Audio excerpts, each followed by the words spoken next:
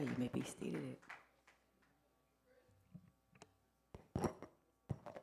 So, can you turn me down?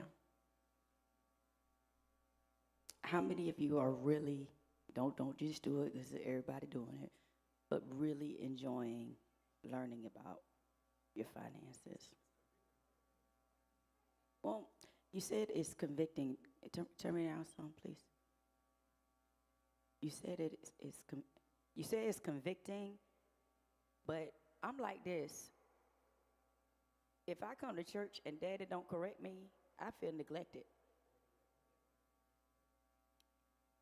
Because a good father corrects you. And if I can sit in church and don't feel convicted about nothing, I'm like, hey, Jesus, what's up? You ain't talking to me? He ain't saying I ain't none of his. I'm all he is. You better come on, Jesus, talk to me. Break out the rod. Because when he beats me, he corrects me, you know what I'm saying? I feel loved.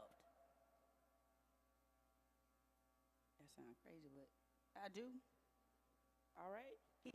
Because the word says he chastised those whom he loved. And so when he chastised me, take it up just a little. When he chastised me, then I know, yeah, all right. I might have messed up, but you still got me. Thank you. And the correction in itself is something that betters my life. The correction in itself betters my life. It's going to teach me to do something better with what I have. Now, you remember, I think it was one of my sermons, I talked about my money. And so that the video correlated to that because Evangelist was saying he gives you the ability to gain wealth. So he gives you the ideas. So that means a lazy person can tithe, but you still won't go into abundance because you won't use what he gave you. If he gives you the idea, the ability, but you're too lazy to do it, you can't sit back and complain that I pay my own, know what's wrong, I pay my tithe, and I'm still not, and I'm still. He gave you mine money. You just ain't go get it.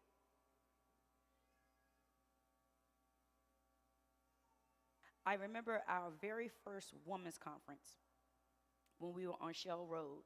We wanted prophetess Marcia Morrison. Man, that woman is bad. My God. Heavy-handed, too. Boy, when she touch you, you know you've been touched. She hit me in my chest one time.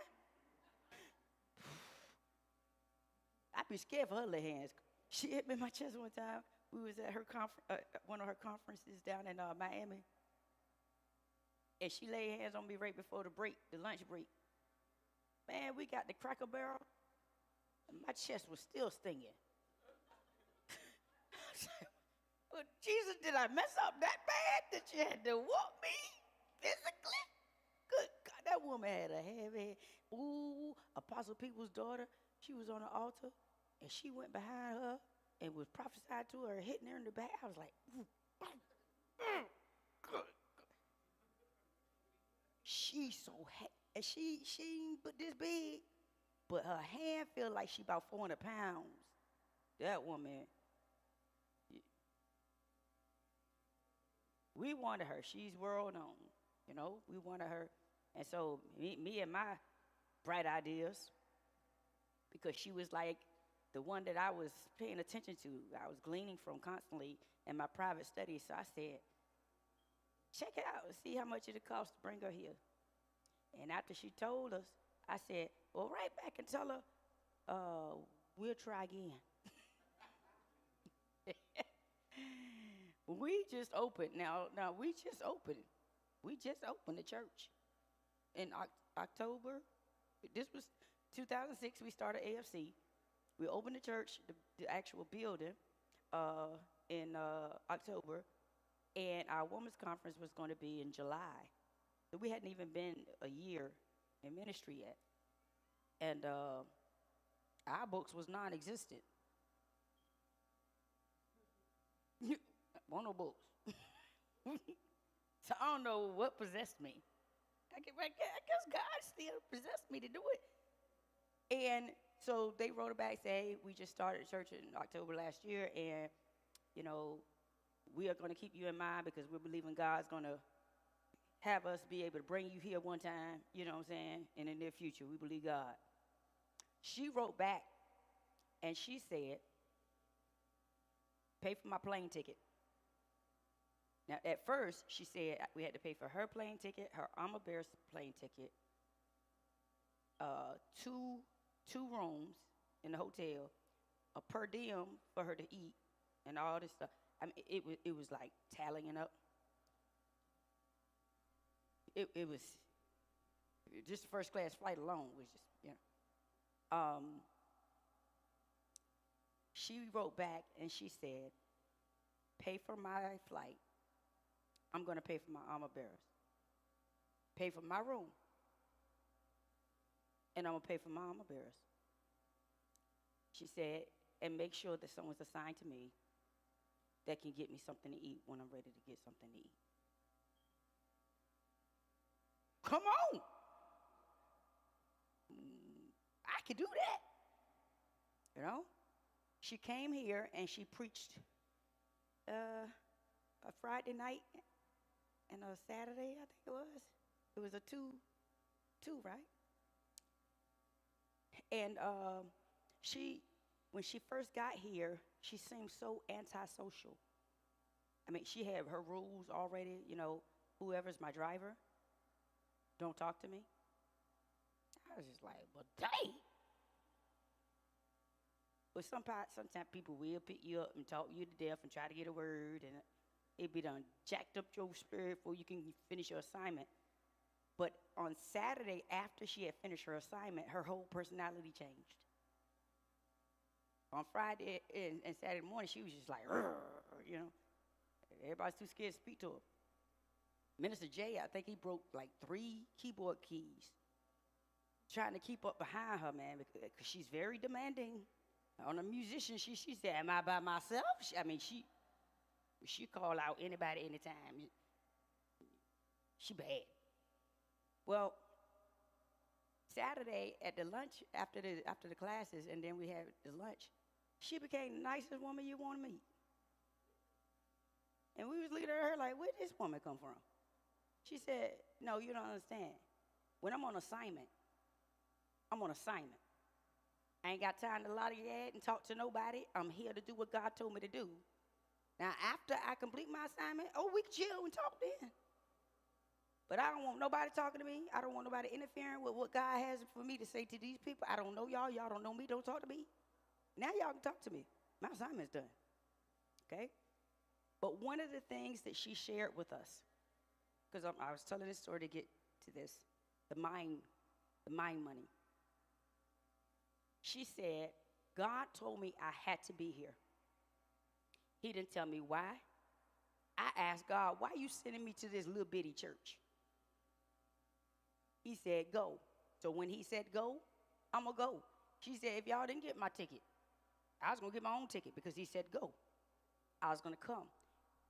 But she's a prophetess, world-renowned prophetess.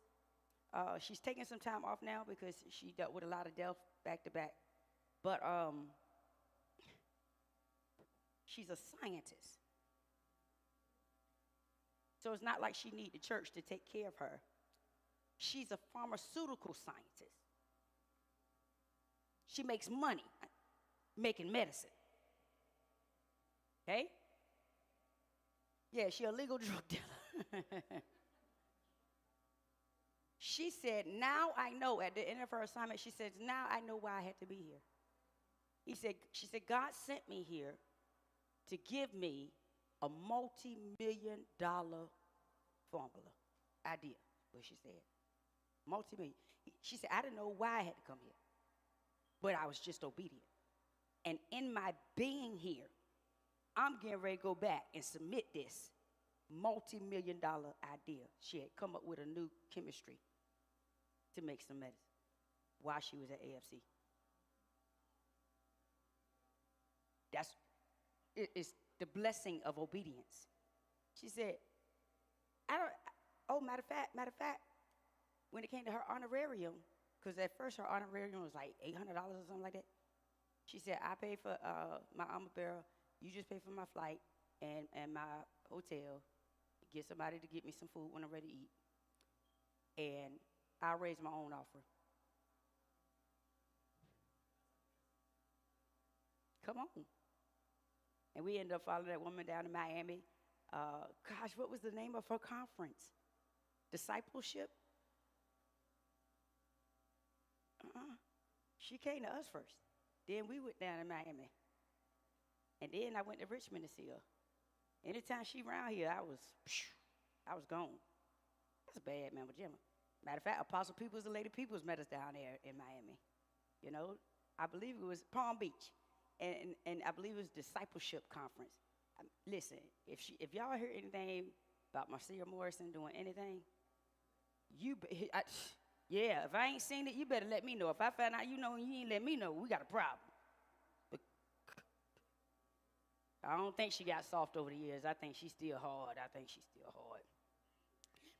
And I got to tell y'all this. We was at this conference down in Palm Beach. She's very structured, very disciplined. When you work in that altar with her, you better be on point. She moves fast, and she went and laid hands on a pastor down there. And her altar crew didn't move fast enough, and the pastor fell awkwardly and broke his leg. Y'all, I'm saying, listen, I saw it with my own eyes when he went down. He didn't feel it. He was really in the spirit. He didn't feel it. But when he went down, I saw the leg when it turned like that. He was laying flat. It was broke.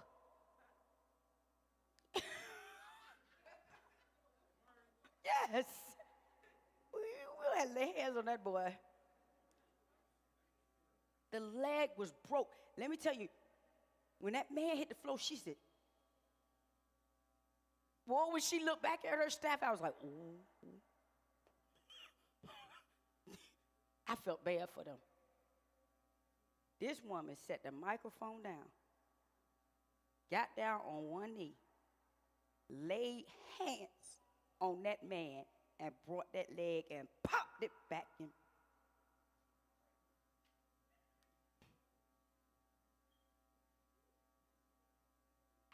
I wouldn't believe it if I ain't saw it. Y'all find out she's somewhere and don't tell me we got a problem. She's a bad Mama Jamma. But what I'm saying is, he gives you the ability to make wealth. But you still got to do it. You can't sit back and wait for him to rain it on you. He ain't going to make it rain on you. You got to do something. Faith without works is dead. Now, the other thing that I wanted to share with you about the savings. I had a member one time, let me tell you, every dime she get was gone. Every dime she get was gone. And she was a single parent, so I'm like, you can't live like that. You got to learn how to save some money. I said, okay, let's do this. Because I did her taxes, so I would see how much money she was getting back. And then she would be broke again in 2 weeks and have nothing to show for it. So I said, okay, do this for me. Because sometimes you're not disciplined enough to save. So until you can get disciplined enough to truly save, you need some help. You see, you can't miss what you ain't never had. And so because she never had money, she never missed money because she ain't never had money. I said, do this for me. This time I'm going to do your taxes. and I'm going to have the money direct deposit into my account. I said, now, I'm going to save this money for you. But don't come to me asking me for nothing. Don't ask me for nothing. Because unless it's truly an emergency, you can be mad and I don't care because you ain't getting it.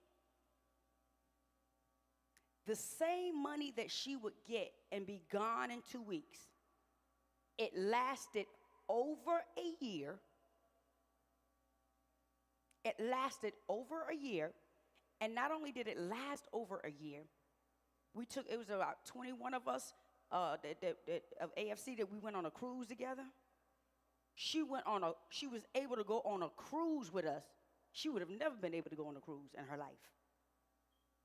But that money, because I held it for her and only used it when it was absolutely, and put the cruise in there too, and the singles retreat, she was able to pay off her pledge. Everything that she needed to take care of for that year was taken care of out of that income tax money because she didn't.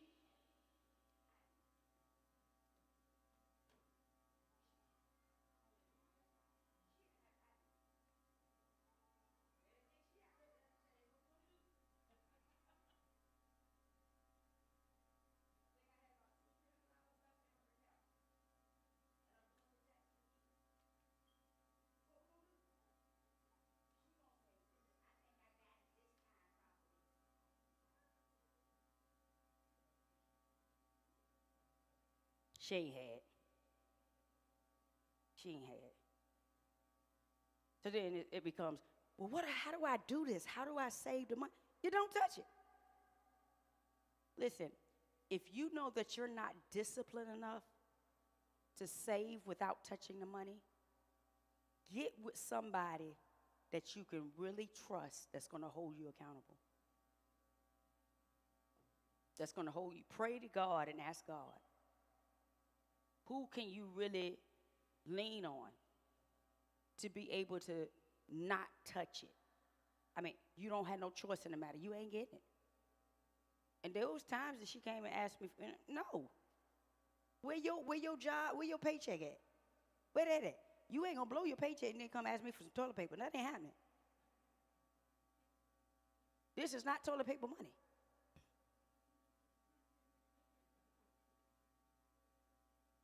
This is money for real necessities. I mean, toilet paper is a necessity, but you should get that with your paycheck. All right? But do y'all understand what I'm saying?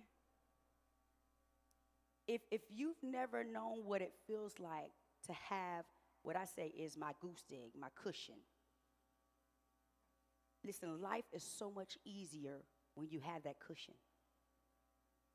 You get less stressed when you have that cushion. See, if y'all never had that savings account that's your cushion, your soft place, then you really don't understand the woosah that you have in everything. You see, being broke make you angry. Being broke make you angry. Being broke make you have a short temper. And you're thinking it's your personality. It's not just your personality, it's your circumstances. But if you ever get to the place that you got that goose egg, where you are so relaxed knowing that if anything go wrong, I'm safe, it gives you a different level of life. Listen, you'll be healthier as a person because stress kills. Stress kills. Stress gives you headaches. Stress steals life. Pray and ask God. If you know you're not disciplined enough to save, for real, you know you're not disciplined enough to save because you don't want to be a fool. Spending every dime you get. Okay? All right? So we went through 1, 2, and 3 of building a strong financial foundation and learning to live God's plan for our finances so that we can have a prosperous life because he wished that we all would prosper but even as our soul prospers. So the more I get closer to God and the more I allow him to change me and bring me closer to him, the more I can actually look forward to being prosperous in every other area of my life. But if I don't grow in the spirit, I can't expect to grow in the natural. Okay? First in heaven, then on the earth. All right? So there are laws to financial prosperity, and in order for us to have financial prosperity, we have to obey God's laws. So we are covering the 6 laws of financial prosperity so that we can all have a debt-free life. Now, can you imagine yourself being debt-free right now? Can you even see? Without a vision, my people perish. Let me tell you, people meet with me all the time to get their finances together, get on a financial plan, make up a budget, stuff like that. Very few keep the budget. As soon as they start seeing the light, they don't talk to me no more. And then I look up again, and then dead again. It has to become a way of living, not just something you do, but a way of living. It becomes your second nature. I can't imagine getting 10 grand and not saving money. I can't imagine that because it's not my way of living. It's not my way of living. I can't imagine somebody giving me $1,000 and I'm like, oh, I'm going on a shopping spree. I can't imagine that because that's not how I live. If you give me $1,000, it's going in my savings account. I'm not going to spend it just because I got it. That's how you keep it. And most of y'all know my mantra, I live poor so I can live rich. I live poor so I can live rich. I still go to the thrift store. I shop still on a budget. If I find it in the store and I like it, I ain't gonna pay store prices. I'm gonna look it up, look up the model number, look up the style number. I'm gonna go online and I'm gonna find it and I'm gonna order it. I ain't paying full price for nothing. Yes, sir?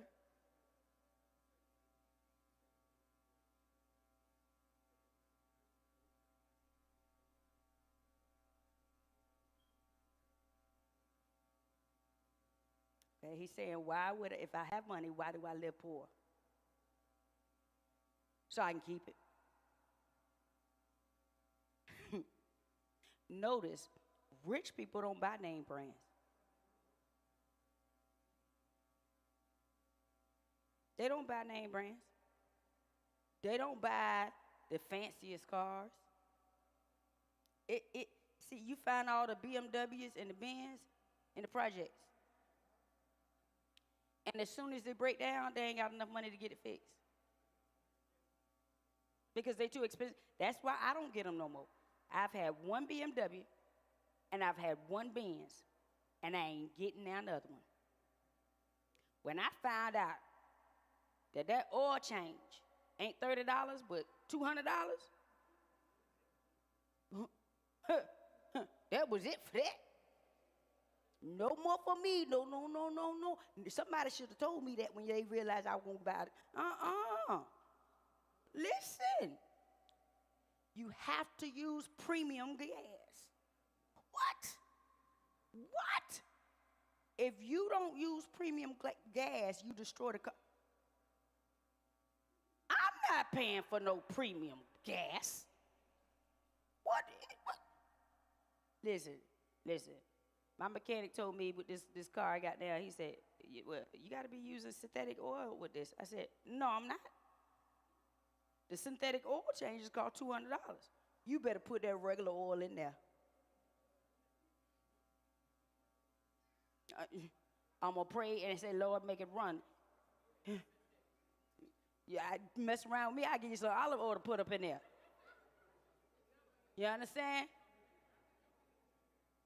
But see, once you get, just know, once you get a synthetic oil change, you can't go back.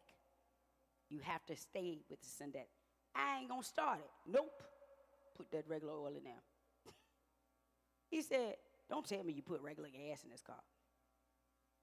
I sure do. Does it have any problems? It sure don't. Thank you, Jesus. But you get those BMWs and Mercedes, you have to use. Hmm. A car is to get you from point A to point B, not to show off to people who don't care what you drive, no how. You driving a nice car, but you stressed out in it. Stressed out in it. What in the world? Okay. So we're not supposed to worry about things. All we're supposed to do is be obedient to God. And as we are obedient to God, then we know that he's going to work everything out for us. So number one was remember God is my source, that he is the owner. Nothing I have is mine. Everything I have is on loan. And guess what? It was on loan to somebody before you. It'll be on loan to somebody else after you. Nothing belongs to you. It all comes from God. So that I don't have to worry about, what if I lose my job? I'm going to lose everything I have. I don't have to worry about that because my job is not my source. God is my source. Okay? So, number two, honor God first. The law of tithing. Whatever you want God to bless, put him first in it. Don't ask him to bless it if it's on you. He's not first. Don't ask him to bless it. So the promise, purpose, place, and the day of tithing. When we're supposed to tithe. What do we get for tithing? What is the purpose of the tithing? And the main thing is letting God know that he's first. Tithing, we give, there's a past, present, and future application. It says, I'm grateful for the past, for allowing me to make the money. God is first in my present. It's not just lip service. I'm trusting him already for my future. God wants to know, do you trust me? Tithing is an act of worship. And God dares you to tithe. He said, test me and see. Let's see who can outgive giving.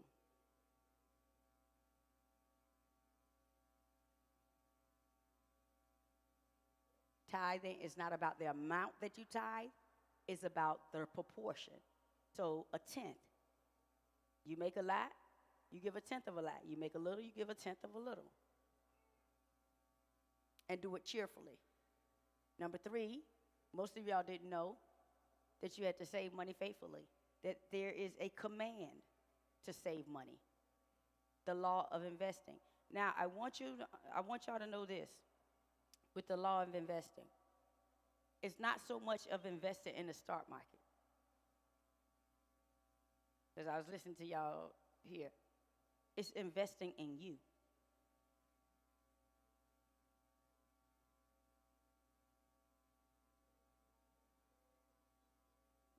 You see, when you save, you invest in your sanity. You invest in your peace. I ain't putting a bunch of money in no stock market, but I invest in me. I make sure me know it's going to be all right. You understand? It's investing in yourself. Why? Because when I give myself that cushion, I don't have to be stressed out. So I've invested in my own peace.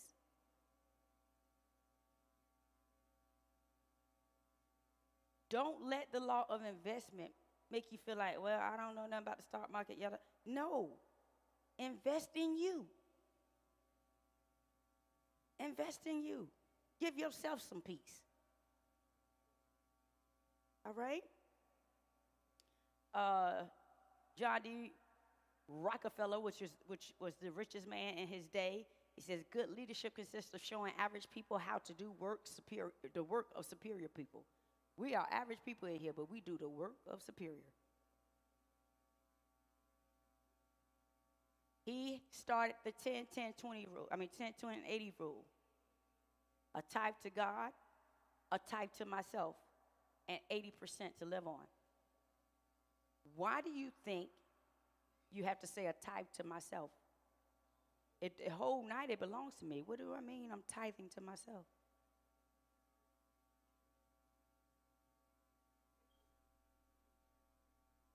actually paying myself for all the work I did. If your check go to paying everybody else, what do you get for the work?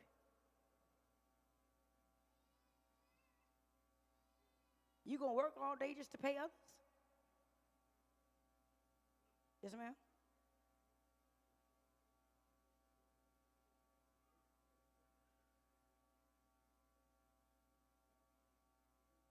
I have a question about the 10 10 80 rule. Mm-hmm. So if you're doing 10 your tithe, and then you're doing your 10 paying yourself, and then 80 for live off, is your 80 your bills? How do you pay yourself and save if you're saving 10 and paying yourself? Like how does that? The saving 10 is paying yourself. But you're not spending it. No. So You, where's you're your play paying for money? your peace. You're investing in you. So where's your play money? In that 80, So take first of all, if you in debt, you ain't got no play money. Okay, what is the scenario that I'm out of debt? What happens? Like if I'm 10%, I'm paying myself 10%, and then paying bills in my 80. What do I have to? Whatever's left over in that 80. If you on that 80%, if you're out of debt, then all your money ain't going in bills. So now you freed up your play money. But if you're in debt, you don't have no play money. Okay. Ain't no play money until you paid. Listen, God can't bless when you owe somebody. He can't bless your finances when you owe people. That's the importance of getting debt free. Listen, I don't understand how people go out to the movies and out to eat and stuff and know they got bills. I don't get it. I live poor so I can live rich. Then you can't ask me all the time, what you gonna eat? I'm gonna find something in the refrigerator. I'm gonna find something in the refrigerator. Can I leave here and go buy myself something to eat every day? I can. But I'd rather save my money and go on a cruise. If look at your bank statement and look how much money y'all spend on food, eating out, and tell me y'all could have went on a cruise. When I sit down with y'all young folks to work on y'all finances, what I see all the time is eating out. All the time. Okay? If you live like you was poor, you wouldn't eat out. But then that $30 a day you spending eating out, ooh, add that up in a month. That's half your cruise at least, right there. And I want to go on a cruise so bad, but all my friends broke.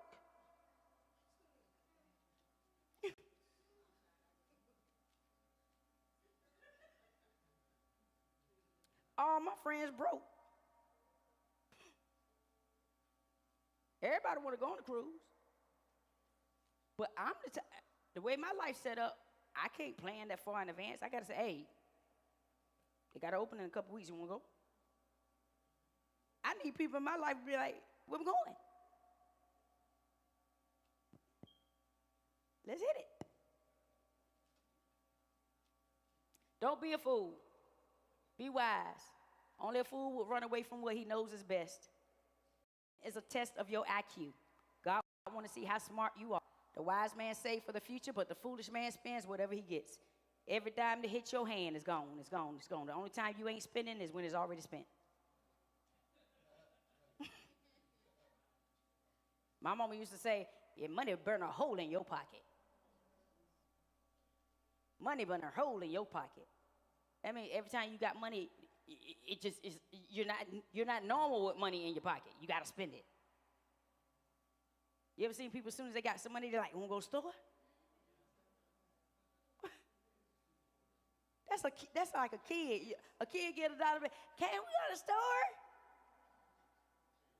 Can we go to the store? Listen, don't be talking about retail therapy if you know every time you go to retail, it ain't going to be no therapy you buying. And you make yourself mad because you spent money that you ain't got on something that you didn't need, right? Now, I do retail therapy. I just like to go look. I ain't got to buy nothing.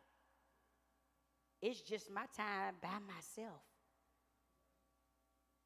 I just won't be by myself.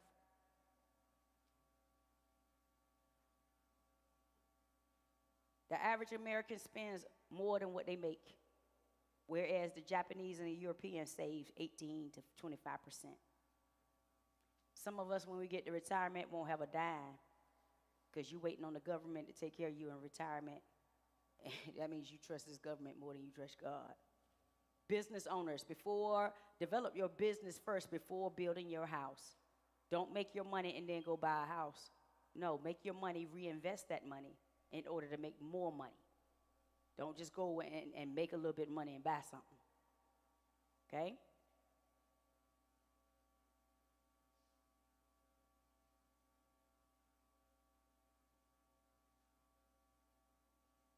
Don't chase fast money. Money that comes easily disappears quickly.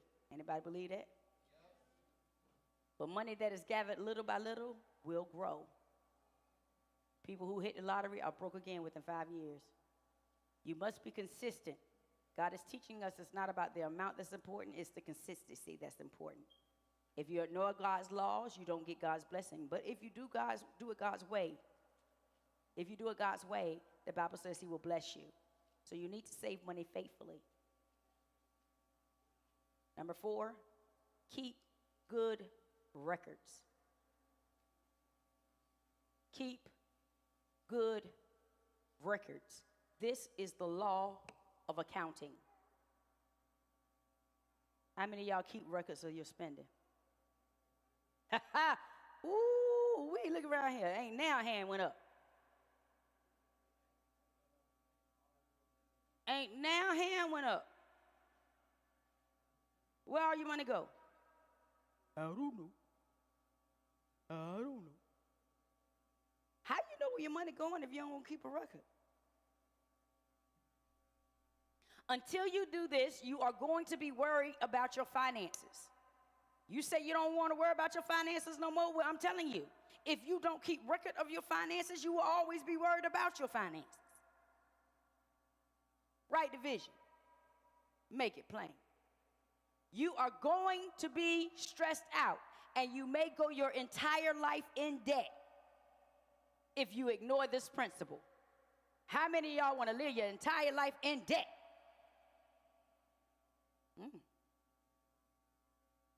You will live your entire life in debt because you did not keep good records. Let me tell you something. Y'all blessed in this day and time, because I remember tax time when I was coming up as a kid. My parents hated having to do their taxes because they had to keep all these records. And let me tell you something. I was a kid. I hated having to go to Jackson Hewitt with my mama and dad. They was there all day long. How they made money back then, I don't know, because they would be with my parents all day. Where the rest of the clients? Because they would have to do all this stuff from the churches and all this stuff. We would be in the tax all day. They ain't had no TV or nothing. Y'all got it going on. I will know the state of my finances. That's what you have to make up in your mind. That's what you have to say. I will know the state of my finances. You can't know the state of your finances if you don't keep record. You can't know it. This means you have to write it down. You have to keep track because you have to know where the finances are going. There are all types of tools that can be used to do this. How? They have everything as technical as Quicken to the little apps that you can put on your phone. You don't even have to do like I do anymore and just write it down. I like to see stuff. I like to see it written down.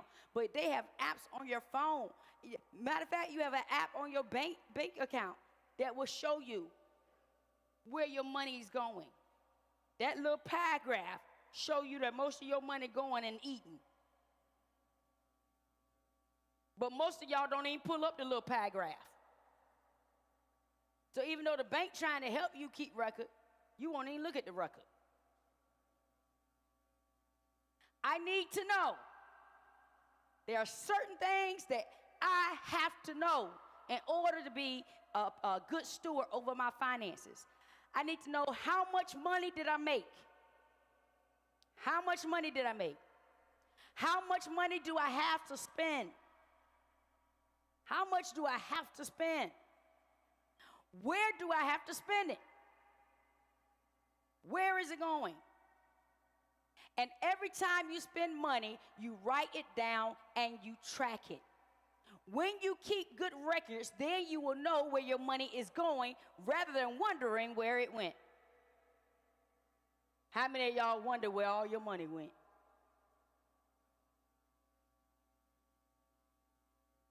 How you know? Ask yourself, where did it all go?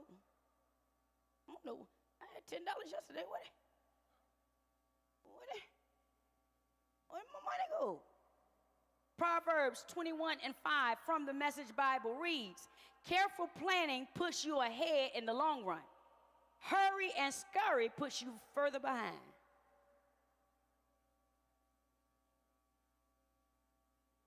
Listen now. Careful planning puts you ahead. Planning takes writing it down. Planning takes records. Proverbs 27, verses 23 and 24 from the Living Bible says, riches can disappear fast, and the king's crown doesn't stay in his family forever.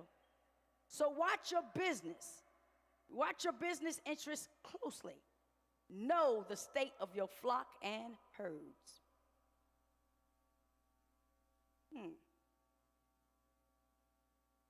Riches can disappear fast. And that king crown don't always stay in the same family. Know what's happening with your business. He's saying, know your assets. Use the wrong note there, but you get it. Know your assets.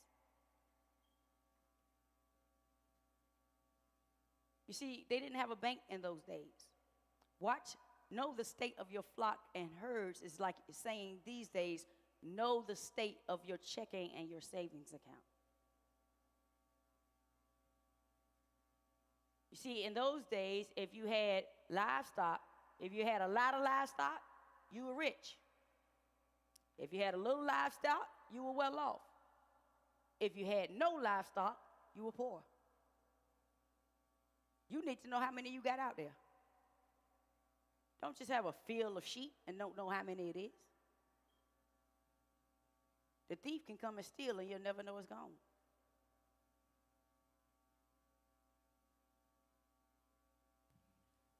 It's weird, not weird, but it's really awesome to know that this is in the Bible because the way money was shown to me as a kid, it just messes people's lives up because people fight so much and they choose to care more about that than, whatever's whatever. And it made it so that way I didn't care about money. And when I felt like... Do you have to care about money? Do I have to? Well, I mean... Do we have to care about money? I need to be aware of where this money is and how much I'm spending. And so that means you have to care. Oh, okay. So then, yeah. But when I felt like I was starting to care, it made me feel like I was being like them. So it made me pull even further back away from it and just be like, whatever happens is what happens with it, and just boom. But this is good. It ain't no whatever happened, boom. Right. We ain't doing it. Okay? Yeah, whatever happened, and you be whatever broke. Okay? So, have you heard the saying money talk? All y'all heard that saying money talk? Realize it doesn't talk, it just goes away without you knowing.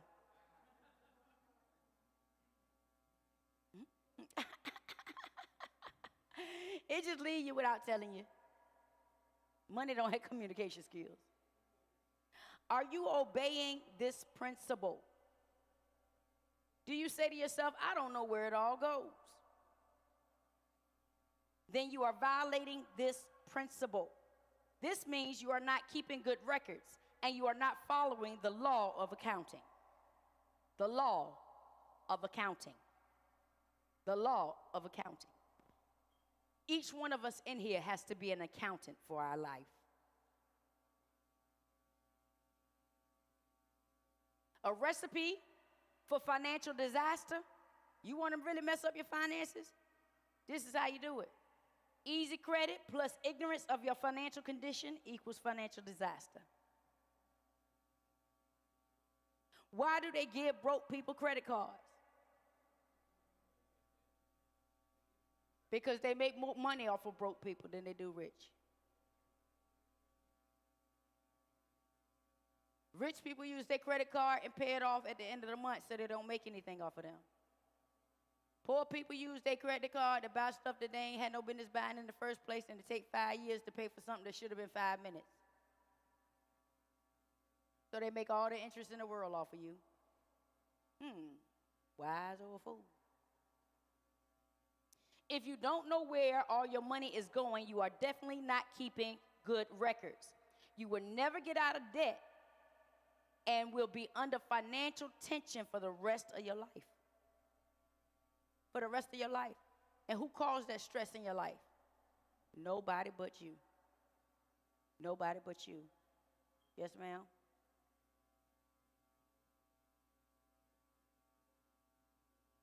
What about business loans and business credit? Because I heard that that was good for business, not spending your own money, but using business credits and business loans.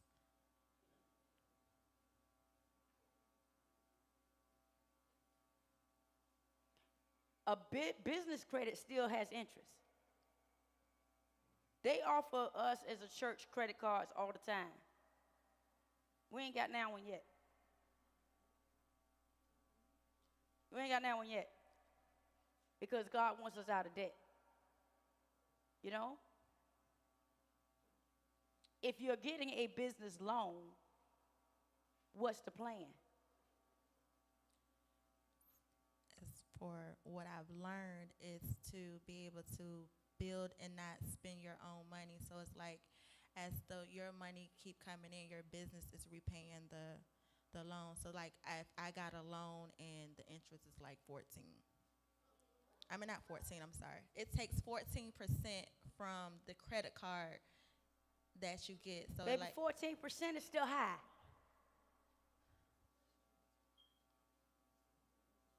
dang, y'all, okay? Well, you know, what's sad is 14% can sound good to her because most credit cards are 25 and 30 now. So that sounds good to her, but that's still not good. That's still not good. Listen, if your business ain't making money off your money, your business still ain't gonna make money off the money you loan. It's just now you further in debt in the business. Just because you got a business loan don't make you make money. You are better off struggling and taking care of your business without going further in debt than to go in debt to take care of the business. Because if your business ain't making no money, it ain't making no money. Why would I go get a business loan if my business is already in operation? Business loans are supposed to be to initiate so that you buy the tools, the equipment needed to open the business. A business loan ain't just give you some boost of money in your business. That's going to cause you to be in debt. Because if your business ain't making money, how is it going to pay back the debt? But that is to initiate. It's not once you already got it. You understand? But they'll tell you to sign up for a business loan. They sure will. 14% interest. You'll never. They'll tell you do it. So you need to know 4 things. All of us need to know these 4 things. You need to know. You need to know. Y'all, we need to know 4 things. I need to know what I own.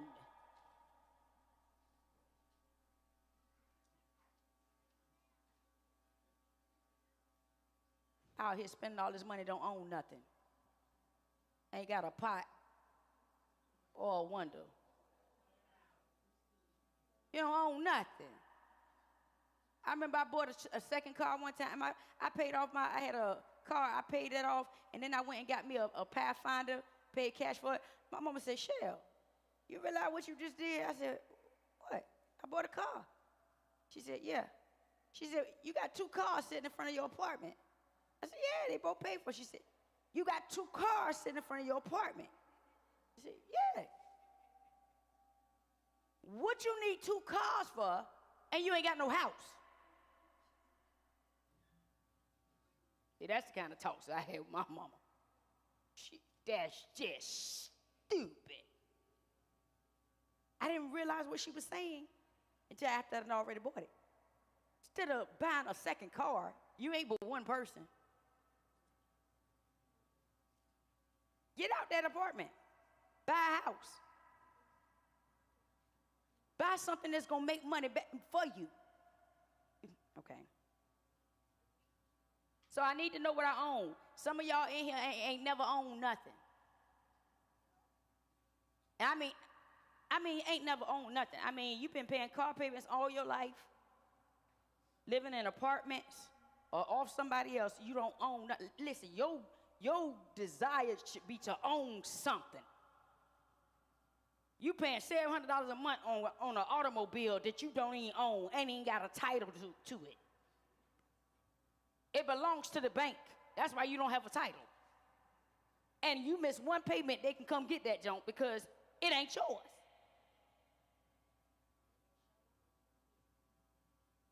I need to know what I earn. I need to know what I owe. Some of y'all owe so much you don't even know how much you owe. I be like, okay, well, how much is pay off on that? I don't even know. I just pay. Wait, how you not know what you owe? How you not? Ain't no freecreditreport.com. You should know because you got it. When you got it, you didn't write it down with the plan on how to pay it?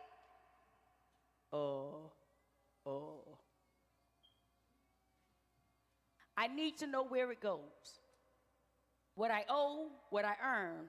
What I own, what I earn, what I owe, and where it goes. If you don't know these 4 things, you are already in trouble. You are digging a financial hole. Does your money disappear? Proverbs 23:5. Don't worry yourself trying to get rich.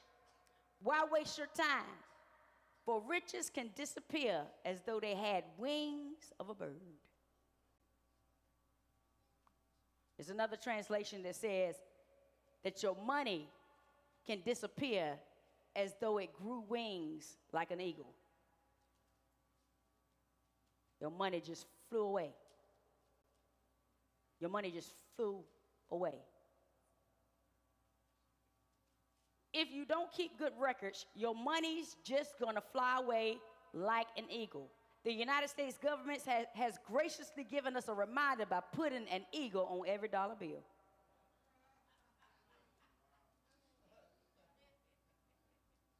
It's about to fly away. So you need to remember it's going to fly away if you don't know where it's going. Plan my spending is where we'll start next week. Any questions concerning tonight's lesson? The law of accounting, keeping good records.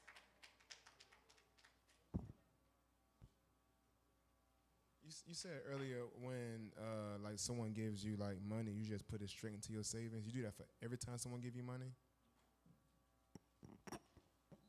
Yeah, because I can live off of what I have. If you have already, So why would I just spend it just because I got it? You know? I got in the, I went to the comedy club one time, and it was snow on the ground. And as we were walking to the car, all of a sudden my feet were no longer under me. They was right in front of me. I slipped on the ice. I hit that ground so kind of hard, man. I busted. I mean, I busted. I had to go to therapy, had to go, I got my lawyer, you know, and I got paid real good by suing the Howard Johnson Hotel for not providing me with a safe walkway to my vehicle as I exited their building. I failed. I got the check. My lawyer came by the house, dropped the check off. Natalie wanted to go over to Hampton for something. So we jumped in her car to go over to Hampton. I said, hey, stop me by Bank of America. Because I had just got this big check from Howard Johnson. I deposited that entire check into my savings account. What was I going to cash it for? If I was already living fine off of my pay, why I need to spend something that came out the blue? It's a different mindset. Y'all see money and like, yay. No, I see money and say, goose egg. Something coming. Devil ain't gonna catch me slipping. He ain't gonna catch me slipping. We get to Bank of America. I did not cash that check. I put it straight into my savings account. As we were leaving the parking lot of Bank of America, boom, somebody ran in the back of us. I had my lawyer on speed dial. Hey, somebody just ran in the back of me. What you want me to do? Where you want me to go? I'm over in Hampton now. A couple months later, I get my next big check. Right into the bank account. I bought my first house at 26 years old. Back then, at 26 years old, I had $22,000 in the bank. $22,000 was a lot of money back then. It ain't a lot of money now, but back then, 22 grand, I mean, you got to think about it. My first house was $54,000, right? Right? I had $22,000 in the bank.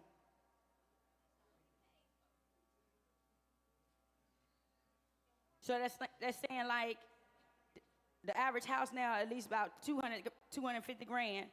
That's saying like I had 175,000 in the bank now. Because everything I got, my mother taught me. Save your money. Don't get caught slipping. Save your money, save your money, save your money. Save your money. That's all I learned. Y'all girls around here dating. Y'all paying for stuff. I'm so disappointed. I'm just disgusted. Y'all, oh, I got it. You got what? A boy? You got a boy? Listen, a woman never pay for nothing. When you go somewhere with a man, when you go somewhere with a boy, that's when you're paying. But a real man don't let a woman pay for nothing. And then y'all got a nerve to be sinning with them for nothing?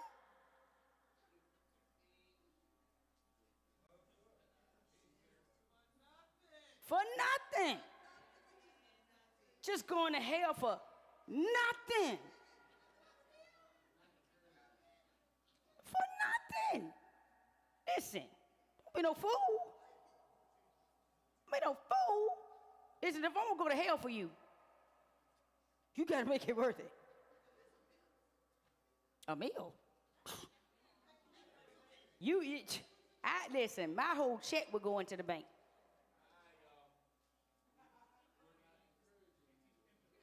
It ain't pimping one-on-one. It's I know who I was and I know my time is valuable. You're going to get some of my time. You're going to pay some of my bills. You heard? How else did a 25-year-old girl get 22 grand in the bank? Because my check went straight in. Oh, you want me to be arm candy? then you need to pay for my nails. You need to pay for my hair. You need to.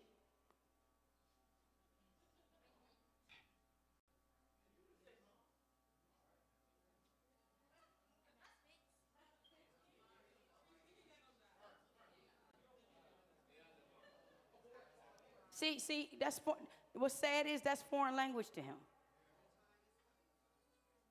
But that's no, his time ain't coming because nowadays the girls don't have the guys doing that for them. Nowadays the girls is buying them stuff. Just stupid. Listen, I told the men in men's ministry on Monday, I said what's sad is due to the shortage of men, women have lowered themselves to try to buy one.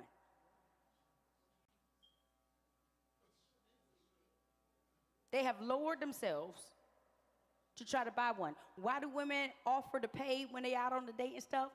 Because they're trying to buy one. I'm a ride or die. I got you. Oh, huh. Huh. Help me, Jesus. Give me that announcement. Stop being a fool.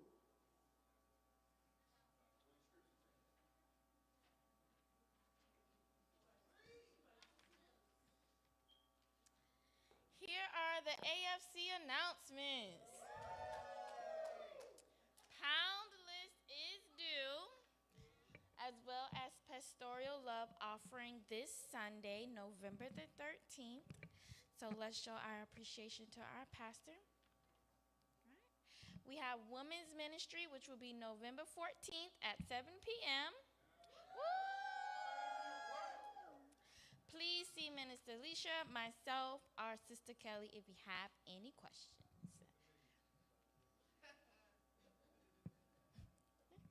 AFC is hosting a canned food drive now into the 20th. So bring in your canned food. I know some of y'all got some y'all don't use in the storage pantry.